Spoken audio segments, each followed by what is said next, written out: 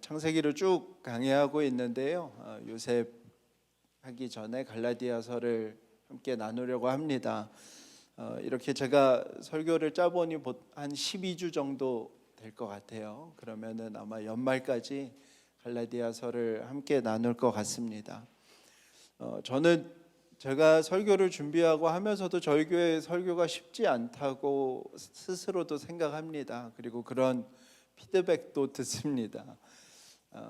뭔가 예화나 이야기가 중심이 되지 않고 설명들이 많이 있고 또 특정한 단어들에 대하여 전이해가 없으면 좀 이해하기가 어려울 수 있는 설교라고 저도 생각이 듭니다. 그래서 제 마음에 뭔가 정리가 잘 안 되다가 내년부터는 후반기부터는 저희가 양육은 진행을 하려고 해요. 그래서 한 개인이 1년에 한 명 정도 양육할 수 있도록 하고 그 과정들도 준비를 하려고 합니다. 그 고민 속에서 어떤 말씀을 나누면서 우리의 어떤 구원이나 신앙에 대해서 좀 말씀을 잘 정리할 수 있는 성경이 무엇일까 고민하다가 갈라디아서를 강의하기로 하였습니다. 12주 동안 갈라디아서를 함께 나누면 우리가 믿는 바가 무엇인지를 스스로 답할 수 있을 것 같고요.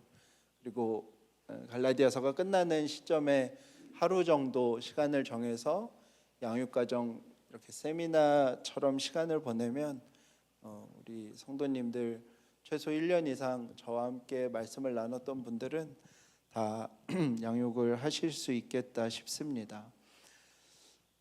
갈라디아서로 시작하는 이유는 갈라디아서가 사도 바울이 첫 번째로 우리가 무엇을 믿는 것인지를 명확하게 밝힌 성경이기 때문입니다. 교토에 청수사라는 절이 있는데요. 이 청수사는 순산을 기원하는 절입니다. 그러니까 임산부들이 이 절을 올라가면서 그 절에서 순산하기를 기도하는 것이죠. 근데 기모노를 입고 올라가는 게 전통이라고 그래요. 그러면은 그 짧은 보폭을 가진 기모노를 입고 산을 올라가야 하니 임산부들이 얼마나 위험했겠어요. 그 청수사 앞에 3년 계단이라는 곳이 있어요. 그곳은 무엇이냐면 그 계단에서 넘어지면 3년 안에 죽게 된다는 겁니다. 그래서 제가 이번에 갔다 왔는데요. 이렇게 가이드가 얘기를 하니 얼마나 두근거려요. 근데 가이드가 그 얘기를 해주는 거예요. 넘어져도 괜찮다고. 그 옆에 가게에서 호리병을 사서 허리에 차고 3년을 다니면 죽지 않는다고 이렇게 얘기를 해주는 거예요. 예수님을 믿는 우리에게는 우상숭배고 기가 찬 이야기인데 이제 그 이야기들을 쭉 해주는데 종교가 사람에게 어떻게 작동하는지가 저는 그 이야기들 속에서 들리더라고요. 한번 상상을 해보죠. 임신을 한 기모노 입은 임산부가 이 절에 올라옵니다. 근데 때때로 사고가 일어나는 거죠. 계단에서 넘어져서 하혈을 하거나 아이에게 문제가 생기는 일들이 일어나는 겁니다. 그런 일들이 종종 있으니 어느 사람이 이런 얘기를 한 거죠. 아유, 여기서 넘어지면 3년 안에 죽어요. 조심히 올라가세요. 이렇게 농담 삼아 또 친절하게 선한 얼굴로 한 이야기가 처음 시작된 것입니다. 그 말을 한 사람은 죽는다는 거에 강조점을 둔 것도 아니고 넘어지지 않게 안전하게 조심하게 올라가라는 의미로 얘기한 거죠. 표정도 아주 온화하게 친절하게 지었을 겁니다. 근데 그 말이 한동안 지나면 시간이 한참 흐르면 어떻게 되는 거예요? 저주 섞인 말이 섞이기 시작하는 거예요. 여기서 넘어지면 너 3년 안에 죽어. 이 말로 바뀌게 되는 것이죠. 사람들은 임산부를 보호하는 게 아니라 어느 시점에는 어떻게 돼요? 임산부를 감시해요. 넘어지나 안 넘어지나 지켜보게 됩니다. 또 그렇게 시간이 한참 지나면 그 저주 후에는 무슨 일이 일어나요? 그 저주로 인하여 돈을 벌려고 하는 사람들이 생겨나요. 어떤 사람이 가서 넘어진 사람 앞에 이 호리병을 달고 3년을 지내면 안 죽습니다, 괜찮습니다, 이래서 그 사람이 호리병을 차고 다니기 시작해요. 그렇게 시간이 지나면 어떤 일이 일어나는 거예요? 그 계단 좌우로 다 호리병을 파는 가게들이 가득해지는 것입니다. 순산을 기도하기 위하여 청수사에 올라온 임산부들이 누군가의 조심스럽게 한 말이 저주가 되고 그것이 누군가의 경제적 이득이 되는 일들이 일어나는 모습이 저는 그 이야기 속에 들리더라고요. 인간이 종교를 찾는 방식, 인간 안에 있는 종교성이 작동하는 방식, 거기에 다 담겨 있다고 생각합니다. 과학이나 의학이 발달되지 않았을 때 내 안의 불안과 불확실성을 안위를 바라는 마음으로 시작이 되고, 그 마음을 가지고 종교 생활하는 일을 어떻게든 협박하고 저주해서 이용하려는 구호가 등장하고, 그 구호 속에서 시간이 지나면 최종적으로는 경제적 이득을 취하려고 하는 종교인들이 생겨나는 것이죠. 갈라디아서는 이 부분에 대한 책입니다. 우리 안에 있는 아주 일반적인 종교성과 복음의 차이를 설명하는 책입니다. 갈라디아서를 강의하는 것이 많지가 않습니다. 왜냐하면 우리에게 익숙하지 않고 모호한 것들이 참 많아요. 뒤에 얘기하겠지만 우리는 다 어느 배경 아래에서 신앙생활을 가장 오랫동안 해왔냐면 믿음을 강조하는 배경 속에서, 이신칭이라는 그 말을 강조하는 문화 속에서 자랐기 때문에 로마서 강의는 목사님들이 빠짐없이 하거든요. 근데 갈라디아서는 잘 강의하지 않습니다. 왜냐하면 그것만으로 갈라디아서를 설명하기가 쉽지 않기 때문이죠. 갈라디아서의 저자는 1절에 명확하게 소개를 하고 있습니다. 1절 한번 같이 읽어볼까요? 시작. 사람들에게서도 난 것도 아니요 사람으로 말미암은 것도 아니요 오직 예수 그리스도와 그를 죽은 자 가운데서 살리신 하나님 아버지로 말미암아 사도된 바울. 네, 갈라디아서는 누가 기록한 책인가요? 네, 사도 바울이 기록한 책입니다. 성경에 사도 바울이 기록했는지 의구심이 드는 책들이 몇 가지가 있습니다. 우리는 그렇게 알고 있는데, 특별히 전후서로 엮여 있는 책들은 사도 바울이 전서 정도를 썼고, 후서는 사도 바울의 영향을 받은 혹은 사도 바울의 이야기를 충분히 아는 사람들이 썼을 것으로 추정이 되는 책들이 몇 가지가 있는데요, 갈라디아서는 아주 명백하게 사도 바울이 기록했을 거라는 거에 이견이 없습니다. 성경에 무언가가 기록되어 있다면 그 기록에는 다 이유가 있는 것입니다. 사도 바울이 1절에 하는 이유 말 속에서 사도 바울이 지금 어떤 상황인지를 우리는 유추할 수 있죠. 사도 바울은 어떤 상황이에요? 사람들이 사도 바울을 사도로 인정하지 않는 것이죠. 왜냐하면 사도 바울에 향하여 사울의 사도성에 대하여 의심하는 사람들이 늘 있었던 것입니다. 그래서 사도 바울은 1절에 무엇을 강조해요? 사람으로부터, 사람들이 인정해줘서 사도가 된 게 아니라 하나님이 나를 이방인을 향한 사도로 부르셨음을 고백하며 이 말씀이 시작됩니다. 이 편지의 독자들, 이 편지를 처음 받아보는 사람들은 누구인가요? 2절에 나와 있습니다. 함께 했던 모든 형제들, 그리고 갈라디아 교회라고 이야기합니다. 사도 바울과 함께 했던 사람들, 그리고 그 사람들로 인해 시작된 갈라디아 지역에 있는 교회들이 사도 바울 갈라디아서의 독자입니다. 갈라디아는 지금 다 전적으로 터키 지역입니다. 터키는 갈라타인이라는 사람들이 내려온 족속이 민족의 시작이 되는데요, 그래서 갈라디아서를 처음에는 갈라타인을 위하여 쓰여진 복음이라고 생각도 했었어요. 그런데 갈라디아서는 사도 바울이 1차, 2차, 3차 전도 여행 때 방문했던 갈라디아 지역에 있는 교회들을 위하여 기록된 책입니다. 주요한 도시들은 더베, 루스드라, 이고니온, 비시디아, 안디옥 지역입니다. 저희가 불과 예레미야 직전에 사도행전을 말씀 묵상했었습니다. 그죠? 다 기억나시죠? 이 지역들이? 놀랍게도 잘 한번 지나가면 잘 기억이 안 나는데 옆에 아래 지도가 있죠. 1차 전도 여행 때 바울과 바나바와 마가 요한이 함께 떠납니다. 그래서 구브로 섬을 지나서 버가라는 곳에 도착을 하는데요. 지도가 평면으로 보이기 때문에 거기가 얼마나 험준한 지역인지는 기록이 안 되지만 타우루스 산맥이라는 아주 험한 3,000m가 가까이 되는 산맥이 있는 지역입니다. 거기에서 이제 마가가 산맥을 넘다가 포기하고 돌아가고 이제 바울과 바나바가 이제 버가를 지나서 비시디아 안디옥으로 처음 들어가게 됩니다. 처음 전도 여행을 가서 바울과 바나바가 한 것은 회당들을 방문하는 겁니다.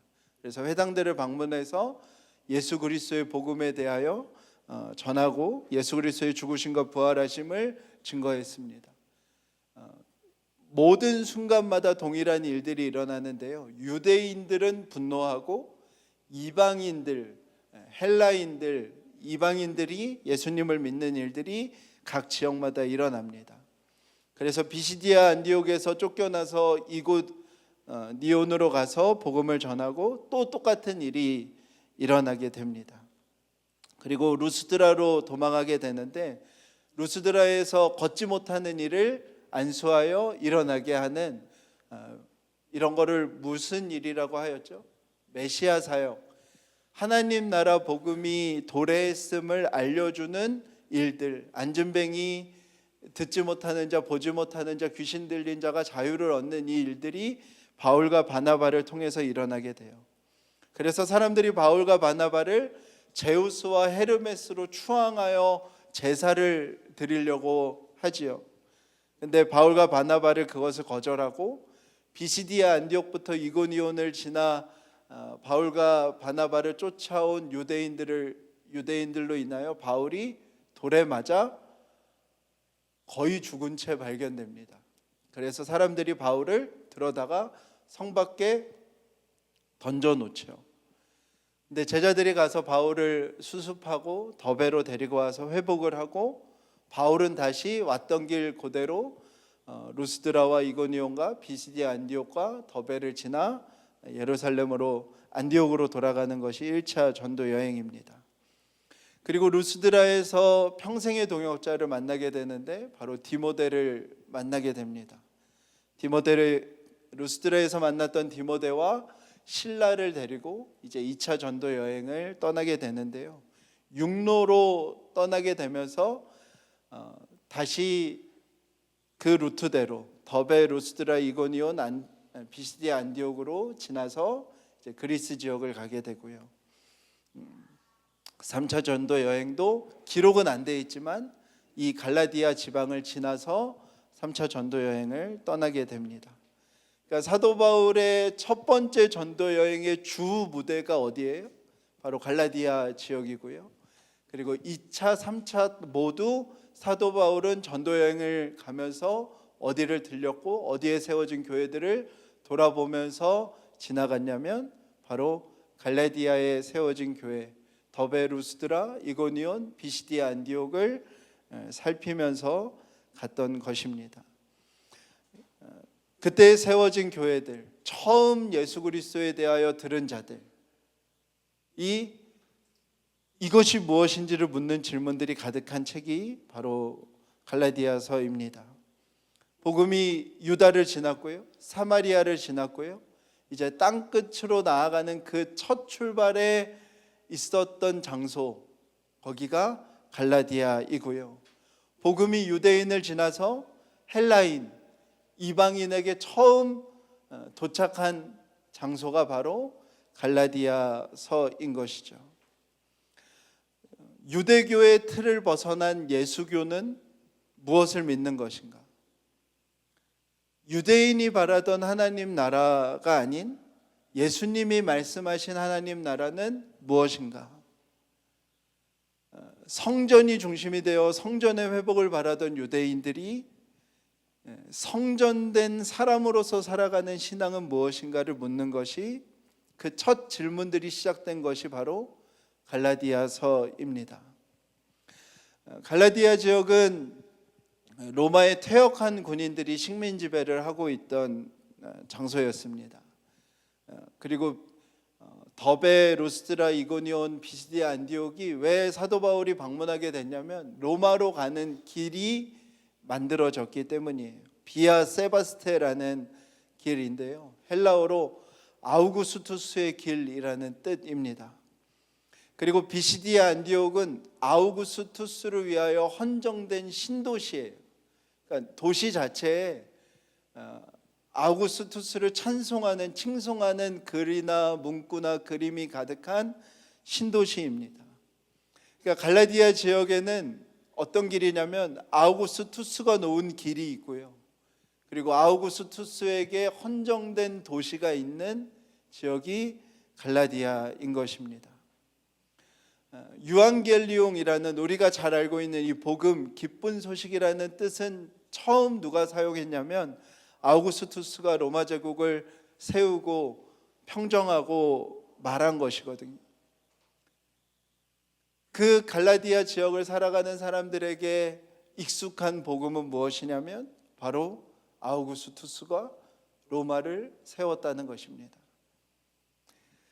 그 복음으로 가득 찬 곳이 바로 갈라디아였던 것이죠. 그리고 그 속에 유대인들이 살아가고 있어요. 유대인들은 긴 시간 동안 투쟁하여 로마 제국으로부터 한 가지를 허락받습니다. 그게 무엇이냐면 유일신 신앙을 허락받아요. 왜요? 다신론을 입히려고 해도 이들은 그냥 죽어버리지 다신론을 절대로 받아들이지 않아서 이들에게는 신앙의 자치권을 허락해 줍니다. 로마 전역에서요. 그래서 유대인들은, 디아스포라 유대인들이 흩어져서 유다 회당에 모여서 예배드리는 일들이 가능했던 거예요. 그래서 유대인들은 회당을 중심으로 생활하였고 그 회당에서 할례를 행하고요, 율법을 지키고 음식 규례를 지키고 안식일을 지키면서 살아가고 있습니다. 그리고 그들은 또 다른 기쁜 소식을 기다리고 있어요. 그게 무엇이죠? 바로 유다의 메시아가 오셔서 우리를 로마 제국을 무너뜨리고 유다 제국을 세워주는 기쁜 소식을 유대인들은 기다리고 있어요. 그 일 때문에 그들은 할례를 사수하고 안식일을 지키고 음식 규례를 지키면서 그 복음이 자신들에게 도래하기를 기다리고 있는 것이죠. 갈라디아 지역은 그런 곳인 거예요. 이미 제국이 된 종교 아우구스투스가 있어요. 아우구스투스를 복음이라 부르는 로마 제국이 있고요, 그 속에 종속되어 살아가지만 본인들도 제국을 꿈꾸는 유대인들이 있습니다. 유다 제국을 꿈꾸며 살아가는 이들이 있어요. 우리가 갈라디아서에서 아마 유명한 표현이라고 탑3를 뽑는다면 첫 번째는 다른 복음은 없나니 라는 표현일 거고요, 두 번째는 나는 죽고 예수로 사는 갈라디아서 2장 20절의 이야기일 거고, 세 번째는 성령의 9가지 열매일 거예요. 그 중에 처음 등장하는 게 사도 바울이 다른 복음은 없다, 다른 기쁜 소식은 없다, 그러면서 무슨 얘기를 하냐면 너희들이 저주스러운 십자가에 못 박은 예수 그리스도가 복음이다 라고 선언하거든요. 그러니까 그 복음의 의미가 갈라디아의 땅을 딛고 살아가는 이들에겐 아우구스투스도 복음이 아니고 유다 제국이 세워지는 것도 복음이 아니고 예수 그리스도가 우리의 복음이시구나 라는 것을 말씀하는 것이죠. 사도 바울은 갈라디아서에서 율법이 갱신되었다고 얘기해요. 우리에게 갱신이 지난 어떤 프로그램이 의미가 없는 것처럼 이전에 율법은 갱신되어서 새로운 율법이 시작되었다고 얘기합니다. 육신의 할례가 아니라 마음의 할례를 받아야 하고, 음식의 규례가 아니라 우리는 내 이웃을 내 몸과 같이 사랑할 자유를 얻은 자라고 사도 바울은 얘기해요. 성전에 모인 자들이 거룩한 자들이 아니라 자신의 삶 속에서 성령의 열매를 맺는 자들이 거룩한 자라고 사도 바울은 이야기합니다. 종교성 뒤에 숨어 이 세상을 쫓는 신앙이 아니라 하나님 나라 복음을 가지고 이 세상에 침투하여 살아가는 평화의 사람들이 되라고 갈라디아서에서 기록합니다. 갈라디아서에서 당연히 있을 것 같은데 등장하지 않는 단어가 있습니다. 한번 맞춰보시겠습니까? 어떤 걸까요?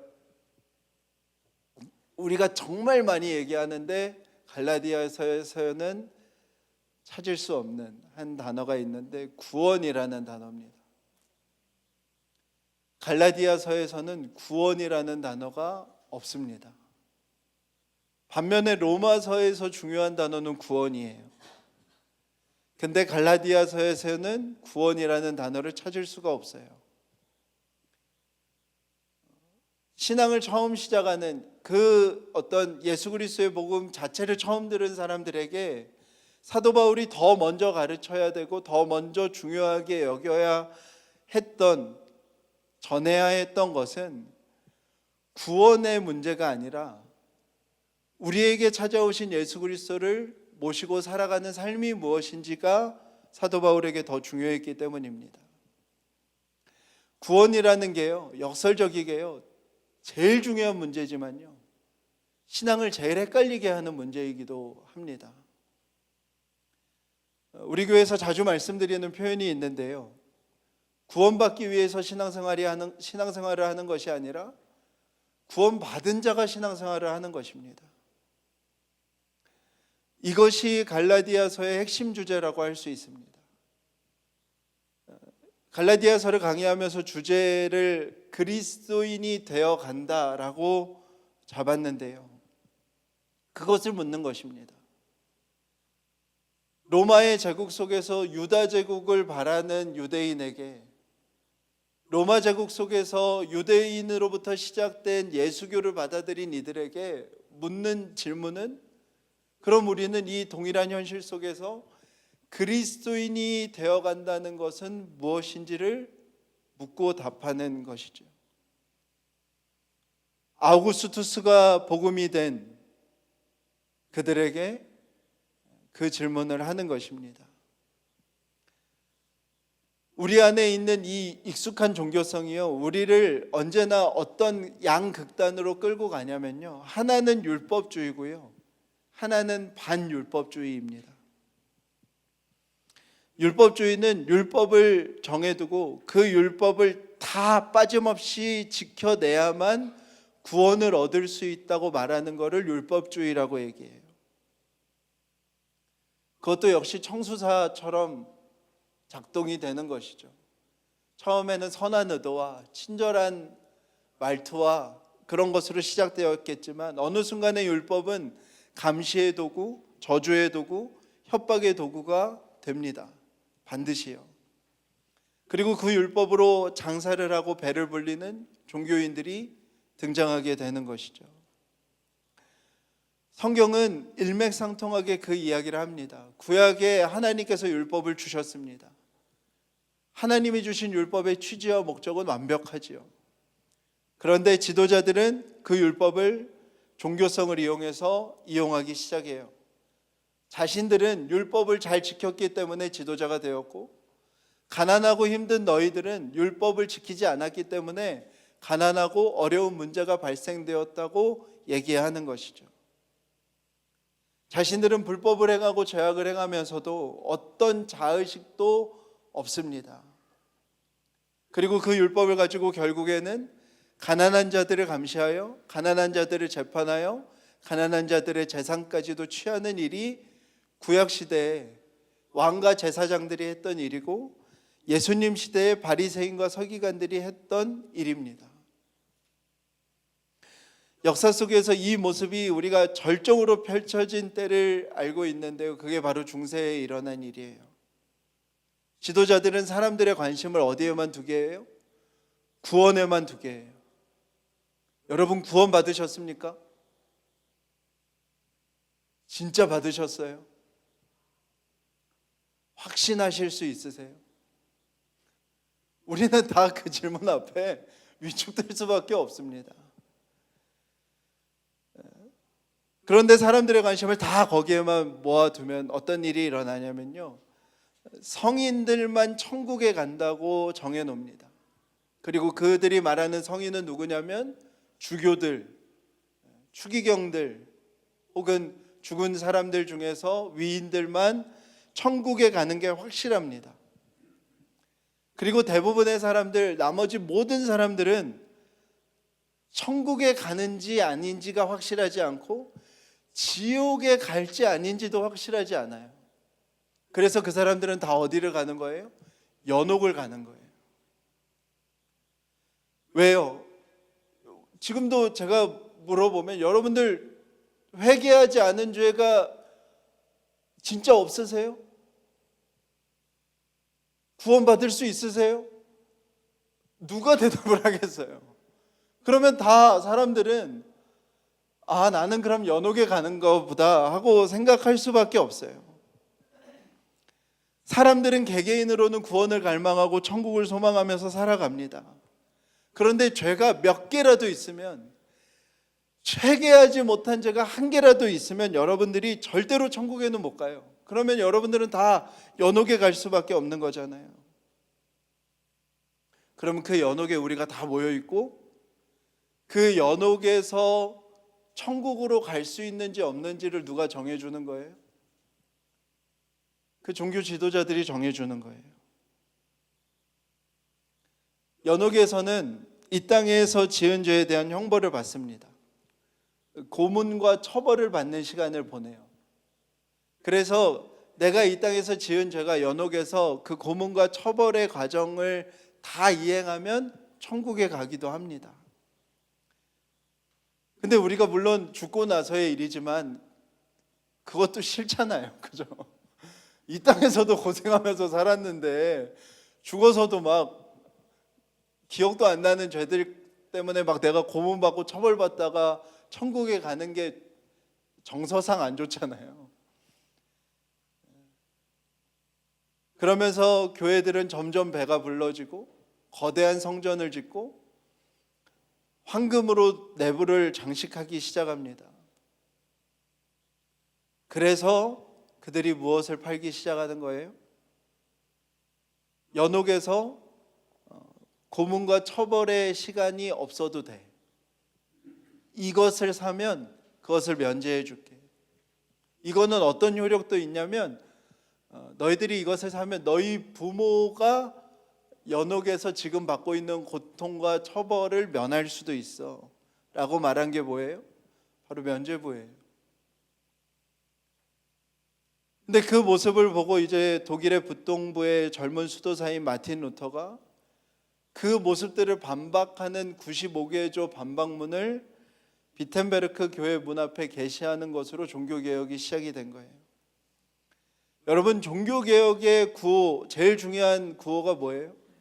오직 믿음으로 구원을 받는다는 거예요. 그 종교개혁이 우리가 믿음으로 구원을 받는다는 것은 한편으로는 무엇이냐면 구원의 문을 현격하게 낮춘 거예요. 뭐에 비해서요? 그 시대의 율법에 비해서요. 그 시대의 가르침에 비해서요. 그 시대에 종교로 장사하던 그 지도자들이 말하는 거에 비해서요, 구원의 문을 거의 없는 셈 치듯 만든 게 믿음으로 구원받는다는 거예요.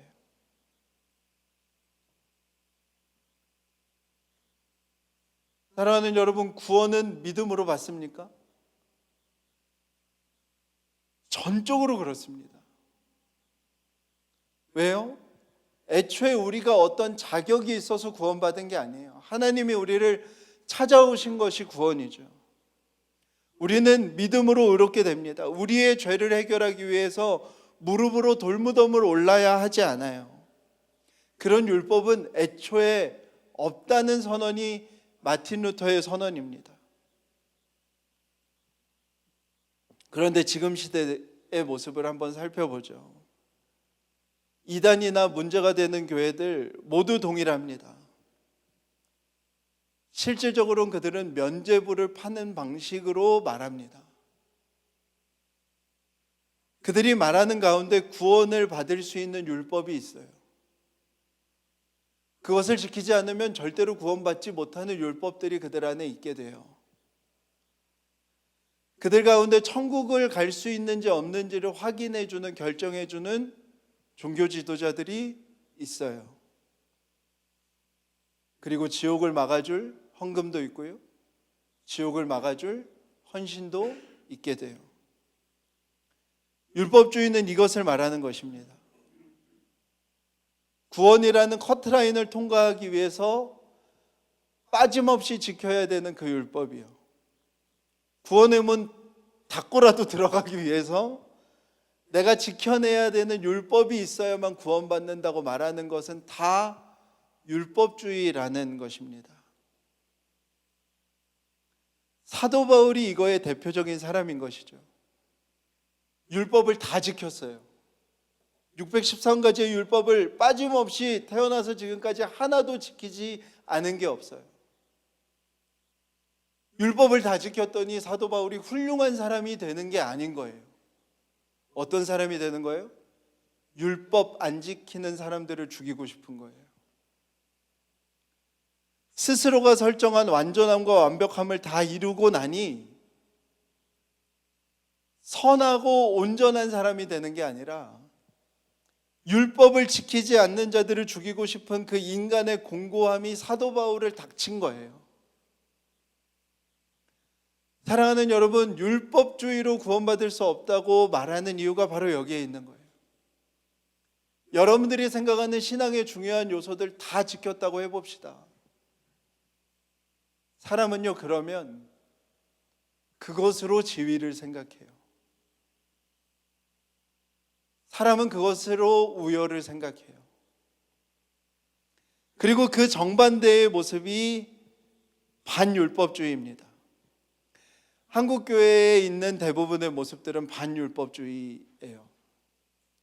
그런데 우리는 이런 말이 더 익숙하죠. 교회에서 설교할 때 여러분 정직하게 사셔야 됩니다. 바르게 사셔야 됩니다. 온전하게 사셔야 됩니다. 신실하시게 사셔야 됩니다 라고 말하면 그 설교가 어떤 설교라고 얘기해요? 율법적인 설교라고 얘기해요.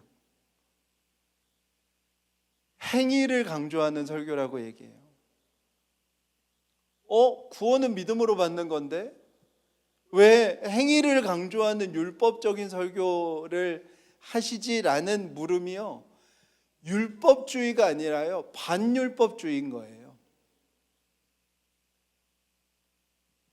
성경에 저와 여러분의 책임을 말하는 표현들이 많이 있습니다. 갈라디아서도요, 절반 이상은요, 우리의 책임이 무엇인지를 말해요.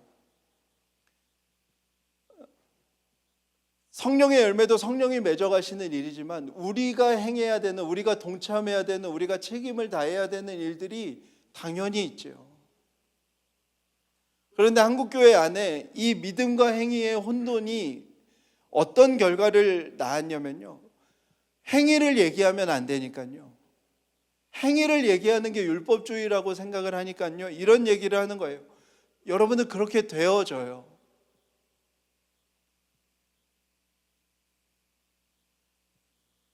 아니요, 여러분들이 하셔야 돼요. 하나님이 우리 안에 그렇게 역사하시지만 그 역사만큼 우리도 행해야 하는 거예요. 갈라디아서의 주제를 되어간다라고 표현했어요. 되어간다와 되어진다는 다른 이야기입니다. 되어간다에는 우리의 책임이 요구됩니다. 근데 되어지는 거에는 우리의 책임이 요구되지 않아요. 하나님이 다 해주신다, 믿으면 다 되게 하신다. 저는 이것을 오토매틱 신앙이라고 부르는데요. 아니요, 하나님 나라를 살아가는 삶은 현실의 삶과의 부딪힘입니다. 가치관 하나, 선택 하나, 결정 하나 다 우리의 의지가 들어가야 되는, 치열하게 고민하고 생각하고 갈등하고 때로는 망설이게 되는 우리의 책임이 동반되는 일인 거예요. 이것을 반율법주의라고 불러요. 율법 폐기론이라고 말합니다. 교회에서 이런 질문들을 많이 합니다. 믿음이 중요해요? 행위가 중요해요?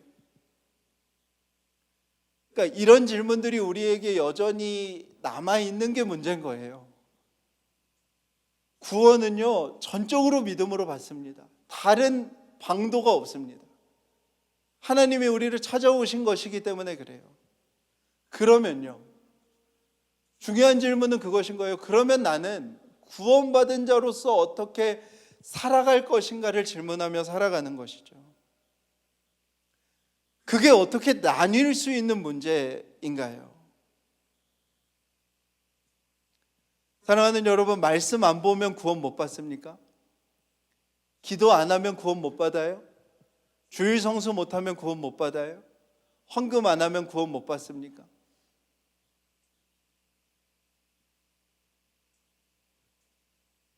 아니에요. 그것과 구원은 상관없어요. 하나님이 구원은 우리에게 베풀어 주시는 거예요. 애초에 말씀과 기도와 주일 성수와 헌금 자체가 구원받은 자가 행하는 거예요. 구원받은 자가 이 제국의 삶이 가르치는 것과 다른 하나님의 말씀을 봐야 살 수 있죠. 이 제국의 소리가 가득한 곳에서의 귀와 눈을 닫아야 하나님의 음성에 귀 기울일 수 있으니 기도하는 것이죠.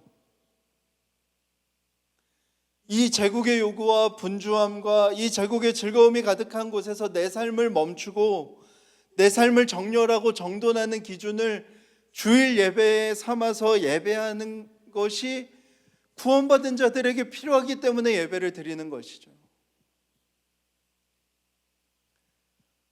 제국의 욕망이 우리를 부추기고 화려하고 사치스럽고 자랑할 만한 것을 찾는 세상 속에서, 또 불안과 두려움이 주인 노릇하는 세상 속에서 우리의 재정의 주인이 하나님께 고백을 드리는 것이죠. 이 부분은요, 억지로라도 해야 되는 거예요. 습관적으로라도 해야 되는 거예요. 그런 말 저는 좀 이상하다고 생각해요. 습관적으로 하는 것 같아.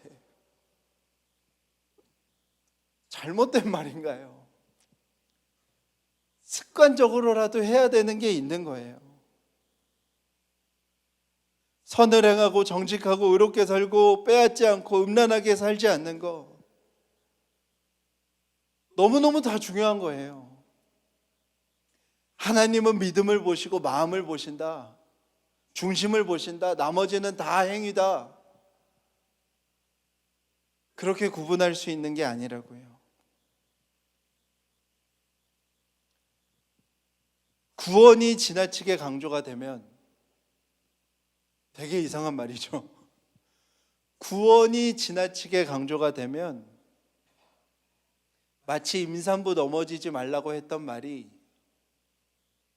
저주와 협박과 그것으로 이익을 얻는 말이 되는 것처럼 변하기가 쉽습니다. 왜냐하면요, 우리는 언제나 구원에 도달했다는 확신을 가질 수 없는 존재들이에요. 칭의와 성화가 있어요. 여러분, 언제부터가 칭이고 언제부터가 성화죠?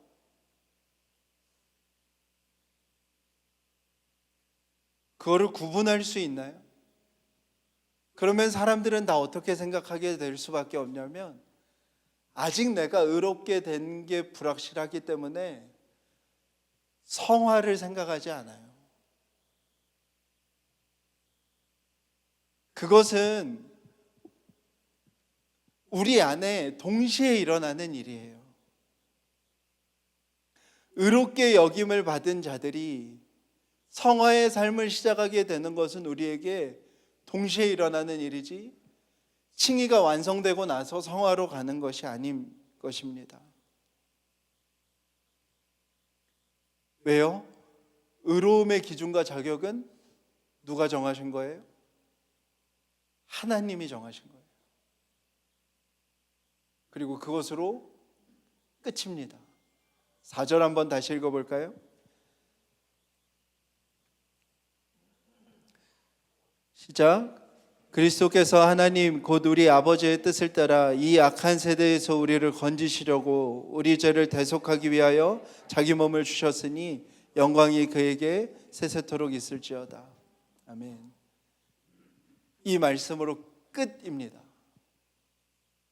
하나님이 이 악한 세대에서 우리를 구원하시려고 죄를 대속하기 위하여 자신의 독생자를 몸을 입혀서 이 땅에 보내신 것, 그리고 그 예수 그리스도를 믿고 고백하는 자마다 구원을 얻게 하셨어요. 그것은 영광 돌리면 되는 일이에요. 우리의 질문은 무엇이라고요? 그렇다면 이 동일한 세상 악한 세대 속에서 예수님을 믿고 살아가는 우리의 삶은 무엇인가가 우리의 질문이 되면 되는 거라고요. 교회에 수도 없는 구호와 같은 슬로건들이 있어요. 그런 슬로건들은 우리의 마음을 뜨겁게 해줍니다. 예수면 다다. 너무 아름다운 구호죠. 우리 가슴이 뜨거워집니다. 그런데 그 질문만으로는, 그 문장만으로는 부족해요. 반드시 한 가지를 더 붙여서 질문해야 됩니다. 예수가 다인 삶은 무엇인가?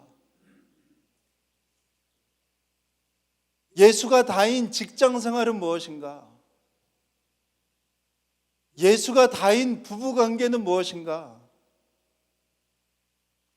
예수가 다인 그리스도인들은 어떤 가치 속에서 어떤 사람을 선발해야 되는가? 예수님이면 충분합니다. 가슴이 벅차오르죠. 근데 그 질문만으로는 충분하지 않아요. 한 가지를 반드시 더 붙여서 질문해야 됩니다. 예수님으로 충분한 삶은 무엇인가? 예수님으로 충분한 하나님 나라 백성의 삶은 현 시대를 살아가는 다른 사람과 무엇이 다른가? 일어나라, 깨어나라, 헌신하라, 막 우리의 가슴을 뜨겁게 요동치게 하죠. 근데 반드시 한 가지 더 질문해야 돼요. 이 치열한 경쟁과 탈락자들을 만들어내는 이 세상 속에서, 생존에 급급한 이 사회 속에서 그리스도인의 일어남과 깨어남은 무엇인가? 내 삶 속에서 나는 무엇에 나를 드리는 헌신을 하는 것인가?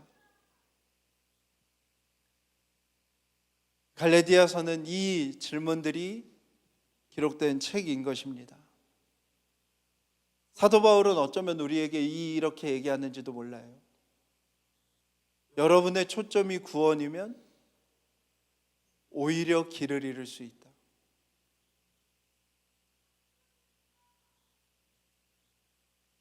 로마 제국의 복음이 아닌, 유다 제국의 복음이 아닌 하나님 나라 복음을 가지고 살아가고 있는가? 여러분의 삶은 로마 제국 속에서 유다 제국을 기다리지만 하나님 나라 복음에 더 충실한가? 구원받은 여러분은 육체의 욕망을 채워줄 자유가 아닌 내 이웃을 내 몸과 같이 사랑할 자유를 얻은 자들임을 고백하며 살아가는가? 여러분들 삶에는 어떤 열매들이 남게 될 것인가? 사랑, 희락, 화평, 오래 참음, 자비, 양선, 충성, 온유, 절제가 생겨나는 삶인가? 이것이 예수 그리스도가 우리 안에 오셨으니 이것을 금할 방법이 없다. 그러니 낙심치 않고 선을 행하며 살아가라. 여러분만 포기하지 않는다면 하나님은 하나님의 때에 여러분이 심으신 것을 반드시 이루시는 선하신 하나님이시다. 그 이야기가 담긴 6장의 짧은 성경입니다. 앞으로 12주 동안 이 말씀을 우리가 함께 나누기를 원합니다. 예수님도 동일한 말씀을 하신 겁니다. 천국잔치에 초대된 여러분, 천국을 살아가십시오. 그것이 우리가 믿는 바입니다. 천국 잔치에 들어가기 위해서 애쓰는 게 아니라 주님이 아무도 안 간다고 하는 그 천국 잔치에 나에게까지 초청을 하셨으니 천국 잔치를 누리며 살아가는 것이 저와 여러분의 삶이신 것을 믿으며 고되고 버거운 그 인생의 삶을 하나님 나라의 삶으로 살아가는 저와 여러분 되시기를 간절히 축복합니다.